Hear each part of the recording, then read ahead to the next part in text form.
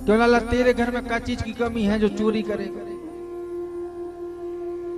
लाला बोलो भैया, कन्हैया बोले अरे मैं कोई धन दौलत की चोरी करने की नहीं बोल रहा हूं, मैं तो तुम्हारे ये जेड़ हड्डी शरीर को देख के कह रहा हूं कि हम तो भैया माखन मिश्री की चोरी करना प्रारंभ करें। एक मित्र बोला कान्हा तेरे घर में किस चीज की कमी है? तेरे दादा बाबा के यहाँ 9 लाख गई। कन्हैया बोले मेरे घर में तो खूब है, लेकिन ये तुम डेढ़ हड्डी के बने घूम रहे हो ना। बोले तुम क्यों नहीं खाते? बोले लाला हमारे घर दूध दही तो खूब हो रहा है, लेकिन सारा दही ले जा करके पिताजी कंस के मथुरा नगर में बेच करके आ जाते हैं। कन्हैया जी बोले क्यों भाई, गौ माता की सेवा करें हम और महाराज दूध दही खाए मथुरा के छोरा। अगर भैया तुमको बढ़िया मोटो ताजो होनो है तो एक काम करो, चोरी करना सीख जाओ। सब राजी हो गए महाराज। सब बोले भैया चोरी कैसे करें, कहाँ करे चले? अब चोरी करने के लिए कोई स्थान ढूंढना पड़ेगा। ठाकुर जी बोले भैया आज डायरेक्ट चोरी करने मत जाओ, बोले पहले प्रैक्टिस करे आओ। बोले कहाँ करने को जाए? बोले अपने अपने घरों में प्रैक्टिस करे आओ। सबने महाराज अपने अपने घर में चोरी करने की प्रैक्टिस करी। कछु सफल हुए, कछु विफल हुए। दूसरे दिन फिर मिले महाराज। अब जो पकड़ा गए थे उनकी खूब पिटाई हुई। आके कहे कान्हा कन्हैया हम ये चोरी मोरी के चक्कर में न पकड़े पड़े। बोले हमारे पिताजी ने बाबा ने इतना पीटा है, आज हमारी कमर में आज अबे भी निशान पड़े। कन्हैया बोले भैया माखन मिश्री के लौंदा ऐसे ही खावे को ना मिले। अब भाई जब धीरे धीरे अभ्यास से निचकोनते हम, अभ्यास तो करो, आपको सफल होंगे एक दिन।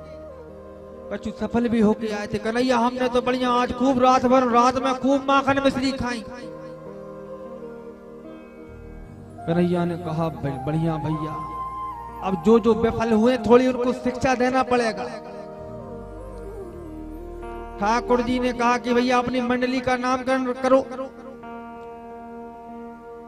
ठाकुर जी बोले अपनी मंडली का नाम बाल गोपाल चोर व्यापार समिति। बाल गोपाल चोर प्रचारक समिति, ये उनकी मंडली का नाम बन गया। अब तो महाराज ठाकुर जी अपनी टोली के साथ ब्रज की विजांगनाओं के मनोरथ को पूर्ण करने के लिए माखन चोरी लीला प्रारंभ कर दी। अब ठाकुर जी जाते हैं और गोपियों के जो बड़े बड़े मटकों में दही माखन भरा रहता है उनको खा करके रात में ही भाग आते हैं। अब गोपियां बड़ी परेशान। कोई गोपी देख लेती, कभी कोई गोपी पकड़ लेती। अब गोपियों को भी बहाना चाहिए कि भाई इनके दर्शन के लिए इनके घर जाएंगे तो जाएंगे कैसे। इसलिए ठाकुर जी ने माखन चोरी की लीला प्रारंभ कर कि हम जब माखन चोरी करेंगे तो ये हमारी शिकायत करने के लिए हमारी माता जी के पास आएंगे। अब महाराज जब ठाकुर जी ने चोरी करना प्रारंभ किया, अब ठाकुर जी के उल्हाने ले ले करके महाराज वो ब्रज की गोपांगनाएं यशोदा मैया के पास गईं। एरी यशोदा कहाँ छिप गई है? यशोदा मैया बाहर आई। क्यों बहन क्या होगा? अरे मैया ये तेरो लाल तो बड़ो गजब कर रो। बोलो क्या कर दियो मेरे लाल?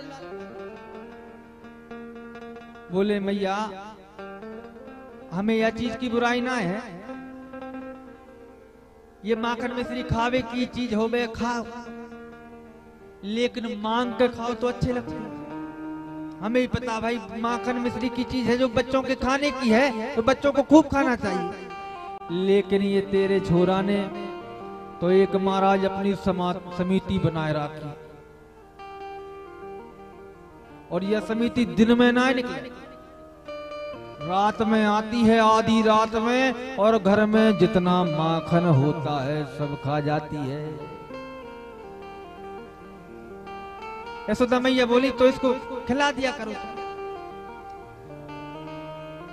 एक गोपी बोली मैया एक दिन ये कन्हैया मेरे घर सुबह सुबह आयो, आके बैठो। मैंने कहा लाला देख तू कितने बड़े आदमी को छोड़ा है, ये चोरी डकैती कर तो घूमे अच्छा नहीं लगे।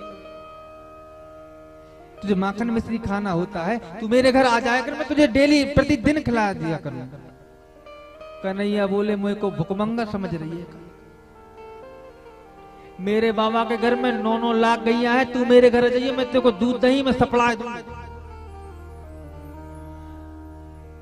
वो गोपी बोली मैया अगर इसको खाने को कहें कि तू हमसे मांग लिया कर हम तेरे को देंगे, तो या तो बड़ो आदमी नहीं है तेरे गोकुल में।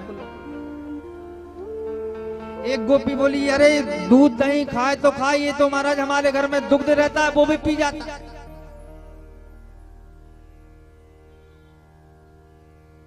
गोपिका बोली मैया पहले तू अपने लाला को बोला, हम तो जाकी शिकायत करने वो भी सामने हो, उसके सामने ही करेंगे, क्योंकि गोपियां जानती हैं लाला को देखने के लिए तो हम आए। मैया ठाकुर जी को आवाज लगाती हैं अरे कनुआ कहाँ है। अब सोई ठाकुर जी आते हैं, इतना सीधा रूप बना करके आते हैं और यशोदा जी के थोड़े से पीछे खड़े ताकि मैया की दृष्टि ना पड़े। ठाकुर जी ये सब सीधा रूप बना कर आए। अब मैया तो इधर महाराज गोपिकाओं से बात करें, गोपियों से बात करें, धीरे से ठाकुर जी कहें ध्यान रखियो आज तेरे ही घर पे नंबर है गोपी। वो गोपी बोलती देख ले मैया अभी भी उंगली बता रहा। मैया देख फिर सोई ठाकुर जी यशोदा मैया बोलती देखो गोपी कितना सीधा साधा। एक बार गोपी कहने लगी तू इसके हिस्से का रख दिया करो थोड़ा सा, अब छोटे बच्चे हैं जानते नहीं है, इनके हिस्से का थोड़ा सा रख दिया करो। एक गोपी बोली वो भी करके देख लिया, बोली मेरे घर में दूध दही की कमी ना है मैया, मैंने सोचा ये यशोदा को छोरा आ तो है रात में, अब कहीं के दिन मेरे घर आ गए तो बढ़िया खा के चलो जाए। अब तो महाराज एक दिन मैंने जितना दही था मही था माखन तो सब रख दिया। अब ये तेरा छोरा आयो, मैं बिस्तर पर पड़े पड़े देख रही थी, ये तेरा छोरा आयो बाल मंडली के साथ और जितने बर्तनों में मक्खन रखा था उसको पाया और इनने माखन मिश्री के लौंदा खा खा करके अपने पेट फुल कर लिए। और न जाने तेरे छोरा की इन बंदरों से क्या मित्रता, यानी ऐसी कौन सी आवाज निकाली महाराज, हजारों बंदर इकट्ठे हो गए बंदर। और जो ने महाराज इसने तेरे छोरा ने तेरे लाला ने उन बंदरों को भी माखन मिश्री खवाई। हजारों बंदर उनको महाराज माखन मिश्री जब खवाए दियो और जब वो बंदर भी ना खा पाए, बंदर के भी महाराज पेट के थैला लटक गए माखन मिश्री खा खा के। और जब वो परायण करने लगे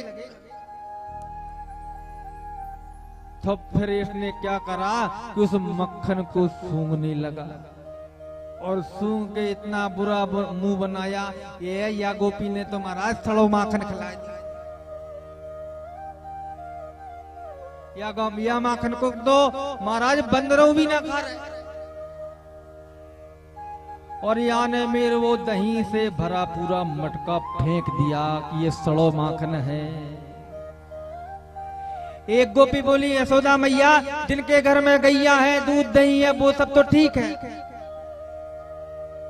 जिनके घर में गैया नहीं है वे भी परेशान। बोले एक बार तेरो लाला अचानक से मेरे घर में घुस गओ, ना मेरे घर में कोई गैया है ना माखन मिश्री है, तो बोली तेरे घर में क्या कर रोटी मोटी की चोरी करी? बिल्कुल नहीं। बोले मेरे घर में जाकी चोर मंडली घुसी, अब मेरे घर में दूध दही तो हो वारो ना है, मेरे घर में दूध दही तो होता ही नहीं है। अब ये घर में घुस गए, अब ये घर में तो घुस गए, जब इन्होंने माखन ढूंढा इन्हें कहीं किसी मटके में मक्खन नहीं मिला। और जब इन्होंने देखा कि भाई ये घर है कि महाराज शमशान घाट है,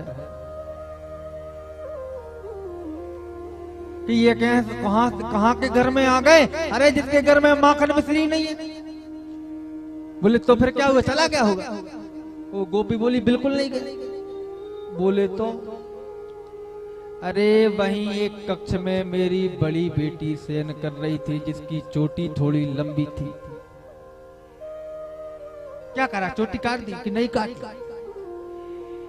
बोले मेरी बड़ी बेटी एक कक्ष में शयन कर रही थी। जब इसने सारे घर में ढूंढते ढूंढते उस बेटी के कक्ष में पहुंचा, उसकी चोटी थोड़ी बड़ी थी। अब महाराज तेरे लाला ने उस बड़ी बेटी की चुटिया को महाराज खटिया के पटिया से लपेटा। मेरी बेटी की चुटिया को खटिया के पटिया से लपेटा और धीरे से उसके कान में कह गया हौवा। और जो